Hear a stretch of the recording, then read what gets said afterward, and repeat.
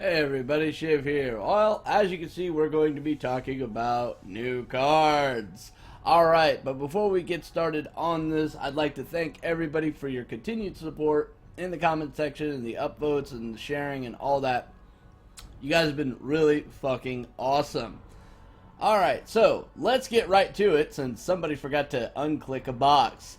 First up, we have the Ravaging Ghoul, 3 mana for a 3/3 warrior card. Battlecry, deal 1 damage to all other minions. I like this card, I really do. This is making me think of curving potential in warrior. So let's go through this, alright? So, there are many situations where I could see this being just downright devastating, alright? So you got Armor Smith on the board, you've got Acolytes of Pain on the board, but bam, you get to play this down, build board, not just spending a spell out of your hand. You're actually building the board and drawing a card and gaining armor and so on and so on and so on, okay? So I could definitely see this having some huge value.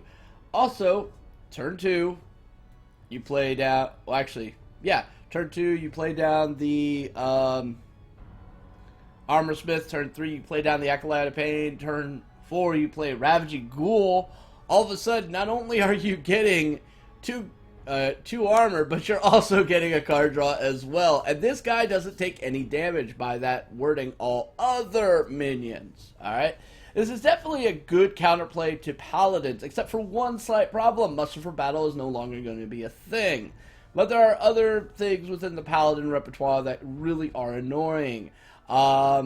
Could be a really good counterplay against a lot of these aggressive decks that are running low health minions. So yeah, the fact of the matter is, somebody plays Wolf Rider, you play this, their Wolf Rider dies, you still keep a 3/3.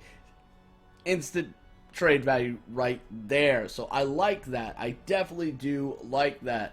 It's a pretty strong and amazing card. Will we see this in Patron? Yeah, we could definitely possibly see this in Patron. This would be another option of adding another minion to the board. But the problem with Patron is you really have to look at your board spacing and how much room you actually have. Yes, it's a 3/3, which is the exact same as a Patron. But by putting this in play, you're pretty much limiting what you can do with Patron down to 6 total patrons there. This isn't to say a bad thing, but when you start working with full boards in Patron, it gets a little bit difficult to manage some stuff, as I found out the hard way. So yeah, but I definitely do like this card. I think it's actually quite amazing. Alright, moving on to the next card, and arguably one of my favorite cards, the Mage Keeper. 4 mana for a 3/3. Okay, I'm going to say right now, stat-wise, not overly impressive, as we've seen. It does remind me of a lot of Defender of Argus before they nerfed the shit out of that. But let's see what it does.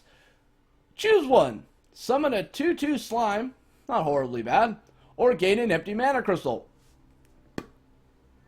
Mind blown away. Now, I'm going to state right now, this does not give you a empty or excess mana thing for you to draw a card with, unlike, Wild Growth. This has already been talked about by the devs. No, it does not work that way.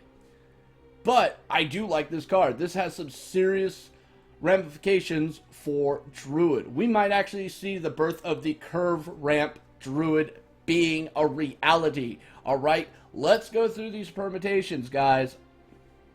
Alright. So, you got Darnassus Aspirant. Bam! It lives. Guess what? Mage Keeper comes out. Bam! It lives. Let's say Darnassus Aspirant dies at that point. Doesn't matter. You're still ramped ahead. And guess what? You're ramped ahead to the point where now Nourish could come out. Boom, boom, boom, boom. You are super far ahead.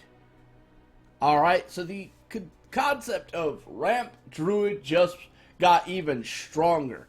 Now, outside of that, Combo Druid. I'm very hesitant to talk about Combo Druid and this card. And the reason why I'm very hesitant is because there's a lot of speculation that both Savage Roar and or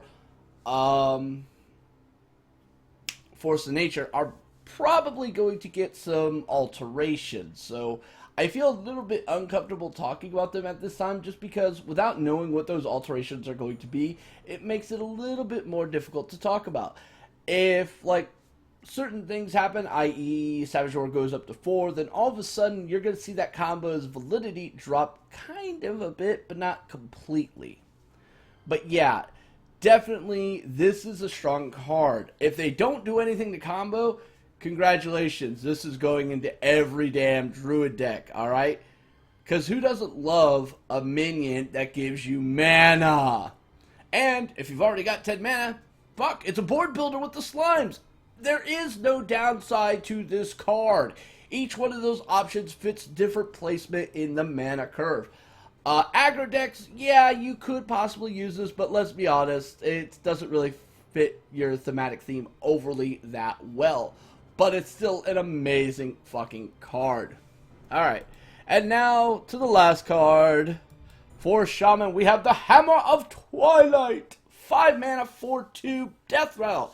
Summon a 4/2 Elemental. Wow, that's actually pretty fucking strong, guys. That is really strong. I want you to think about this, alright?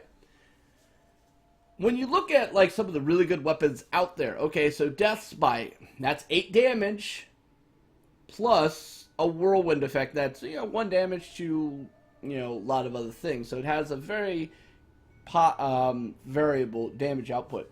I want you to look at True Silver Champion. That's 8 damage with 4 life coming back. So that equates out to 12. This, on the other hand, is 8 damage plus a 4/2 body. That's still equating out to 12. But as we've already seen, a minion on the board is always going to have a greater value than, say, just pure damage to the face. Sometimes. So yeah.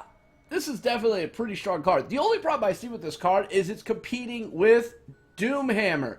Doomhammer is definitely a card that has a lot of love, a lot of favoritism, and things of that nature, thanks to Face Shaman becoming popularized. But, oh, thank you, Standard, for pretty much kiboshing the shit out of that goddamn freak show. Alright.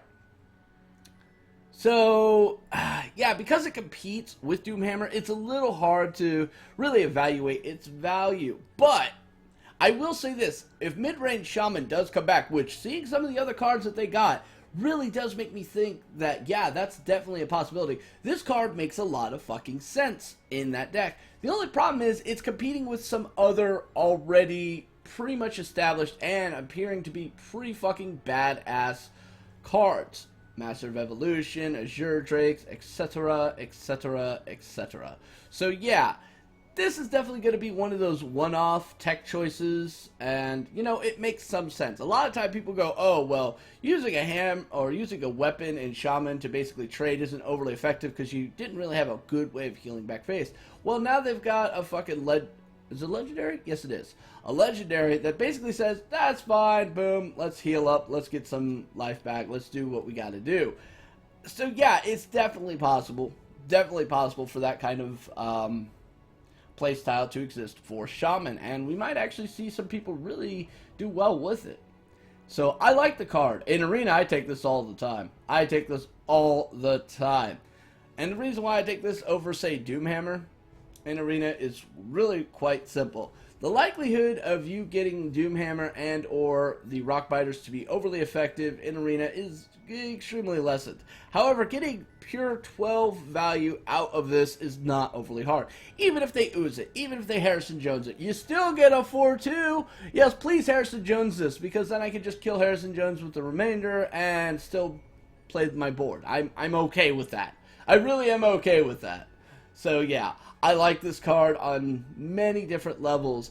My only concern is how is this going to fit in some of the builds, which again, we haven't seen all the cards, and with the new meta coming up, things might change quite dramatically, so keep that in mind. So that is it for the 3 cards. Personally, I think that this has got to be one of the most powerful cards I have seen to date. The Mage Keeper is both awe-inspiring and scary as fuck to me. Alright, this is definitely a scary card. I see so many potential, oh, fuck moments because of this one card. And it's really, really kind of scary. But at the same time, it's kind of cool. And let's be honest, Druids competitively have been having a really hard time getting anywhere. Mostly because they only face off against each other, which completely throws their, win-loss record right to shit. So yeah. But this might be the thing that actually gives druids another little edge to be somewhat good again. But we'll have to wait and see, guys. We'll definitely have to wait and see. So, in the comment section down below here, let me know which one of these that you really like the most. Let me know some cool combo synergies. Let me know your take on it. Let me know where I fucked up, because we all know I do that quite often. Let me know when I don't open the fucking air gate on my damn vaporizer. And that's right, Vape Nation for the win. Alright, but leave me any other kind of comments out there. If you like these videos, please like, subscribe, tell some people, share this stuff around. I've been seeing it all over the place. Keep it up. I love that support, guys. Thank you for supporting the channel and me.